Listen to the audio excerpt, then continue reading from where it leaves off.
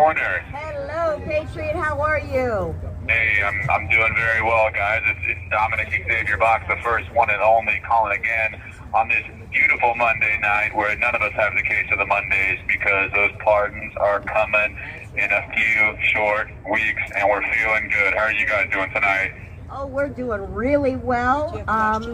The weather out here is very fair, not real cold, and we have a lot of great Patriots. We have a reporter from Denmark and also one from Canada.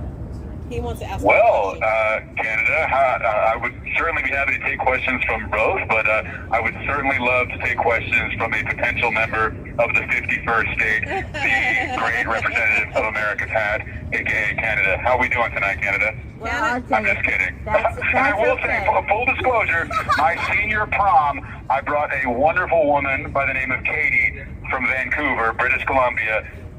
She came to my, I know you guys call it grad in Canada. I got a lot of respect for Canada. I've been to Niagara Falls. It's a beautiful, beautiful country, very clean, and I love the interesting dynamic between our representative nation's leaders. But again, a lot of love for Canada. It's all jokes. Actually, one of my best friends, Adam, lives in the Yukon territory. And in any case, I'd be happy to answer any questions. I also do want to give a big shout out and congratulations to Mr. Daniel Penny, the Marine veteran from the state of New York, who was acquitted today of all charges in New York City. I know it's got to be an incredible weight off of his shoulders. So the J6ers are certainly riding high, but I'm so happy for him and his family. We can't prosecute people for doing the right things. And I'm just, it's terrible that Mr. Neely lost his life. But he lost his life, but he didn't. Much to the discredit of what Mr. Al Sharpton said, Jordan Neely didn't lose his life because he was being loud. He was a direct threat to the people on that subway train. And if we start prosecuting people for standing up for the wrongs and ills of society, what a dangerous place we find ourselves in. So congratulations to him. I know he's feeling great. And yeah, I'd be happy to hear. I did have a slate of things I was happy to talk about tonight, but I'm more than happy to answer any questions.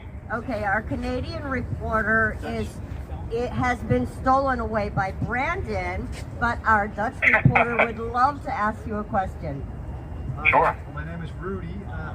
Could you first introduce yourself again and tell me how much jail time you have to do and for what exactly?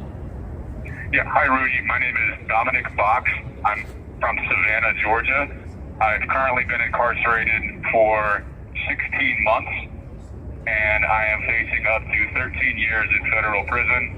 I was convicted in October of 2 counts of civil disorder and 4 misdemeanor charges.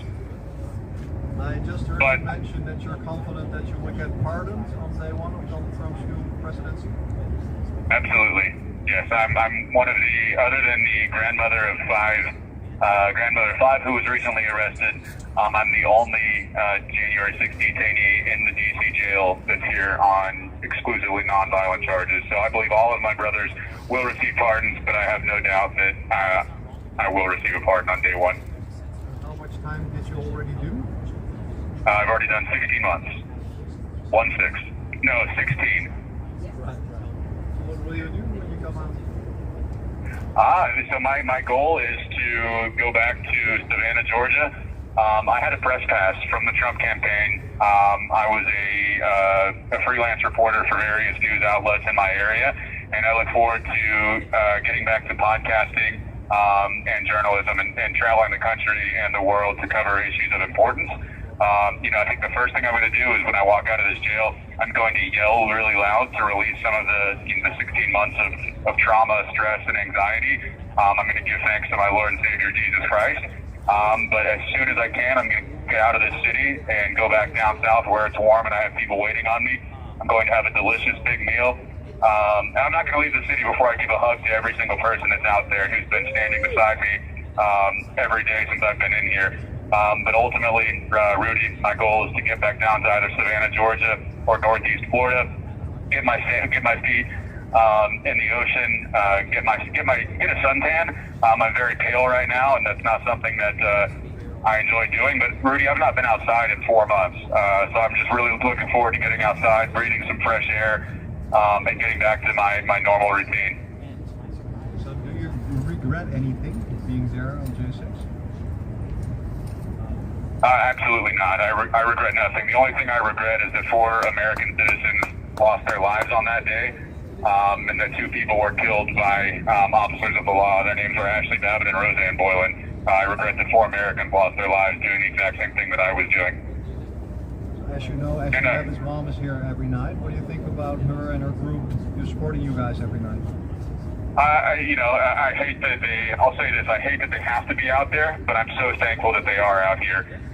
Because without them, we would, ultimately, we wouldn't have a platform, we wouldn't have a voice, and we wouldn't have a way to communicate with the outside world in the way that we do. And I think it's extremely valuable, because without access to, reporters like yourself, people would only, they would report on what they see in the news and what they see in the court documents. And regardless of what the internet and, the January 6th committee and, different people say about us, every single person in here has a story. And without Freedom Corner, Mickey and Dwight and Lily, Sherry and the other people that are out there, we wouldn't have the large platform that we do to share our stories and to help humanize us, because regardless of what you think about us and what we're charged with and what we did on that day, every single one of us has a family that loves us. Every single one of us had a life that we were living. We were all members of society, and we were productive in our own ways. And it's time to get back to that. And it's I'm so thankful, because and all of them, Mickey herself, she's from California. Nicole is from Texas. Sherry's from Ohio. We've got people from all around the country that come to visit us and be out at the corner to talk with us. Then they come see us on Fridays. They put money on our commissary accounts. They help support our family. I myself don't have any children, but I know that right now those people outside and from the various organizations are raising money and taking donations. So those of us that do have children, they'll receive Christmas presents, and that's just such a beautiful thing. They write us letters. They let us know that we're not forgotten, and they're right there in the fight with us, because it is a battle for the hearts and minds. I mean, I remember I stayed at the Willard, which they call the insurrection headquarters, and just seeing the news that day on January 6th, I knew immediately that my life was forever changed. And if we were wholly reliant on what the media, who was 99.9% against us, had to say, there would be a lot more suicides. But thankfully, we've been given a platform in various outlets to share our stories and to be able to connect with the American people and freedom-loving individuals around the world. And I think that's a beautiful thing. How many J6s are in this jail right now? On the unit that I'm on right now, which is the J6 exclusive unit, there are 8 of us. But that's one of the unfortunate things, is they've tried to they have tried to break up. They tried to break up the holding all of us together. That's really unfortunate, because when I came in here last year, there was almost 40 individuals all on the same unit. And they have not brought any new January 6th defendants onto our unit since July. So there are many more in the jail. They're just not with us. And there are still J6ers being convicted and put in jail right now. I mean, absolutely. I'll tell you a story. There was an individual by the name of Matthew Purdy. I'm in here with his brother right now, Greg Purdy. Matt Purdy was convicted of 2 misdemeanor counts, and he was sentenced last Friday to 90 days in jail by Judge Royce Lambert. And Matthew spent the weekend here at the DC jail, and this morning he was sent to the Bureau of Prisons in Philadelphia for 2 misdemeanor counts. They're being sentenced to prison, Rudy, for misdemeanors. No violent charges, misdemeanors. But yes, every single day, individuals are being sentenced in the district court. And it's a terrible thing. We know the pardons are coming. The FBI and the Department of Justice, led by Merrick Garland, recently came out and said that they would only be pursuing the most egregious and violent offenders, and that's absolutely not true. And just last week, a grandmother of 5 was arrested for meandering around the Capitol. It's a really disgusting, shameful thing that's still being allowed to go on. It's a complete waste of financial resources and judicial economy, and it's a complete lie to the American people. They're still arresting people every day. No, and justice is not being served by this. We know that the pardons are coming, And dude, you know, we're now 4 years. We're 4 years onto this, and who is being served by taking? Because you lose your house, you lose your car, you lose your reputation, you lose your ability to walk around your community without being known. And who's served by that? Is a 70-year-old grandma going to jail for the next 60 days, 45 days worth anything? No, it's a really big problem. But yes, people are still being arrested every day, which is a complete contradiction to what the FBI said they were going to be doing not just 2 short weeks ago. My last question: do you think there should be a blanket pardon or individual pardons? I believe that there should be blanket pardons because everybody, whether they were Antifa agitators, FBI informants, or red-blooded American patriots like myself and the others in here, have had their rights violated in the courtroom. The fact that I had a press pass and was a journalist was not allowed to ever be discussed.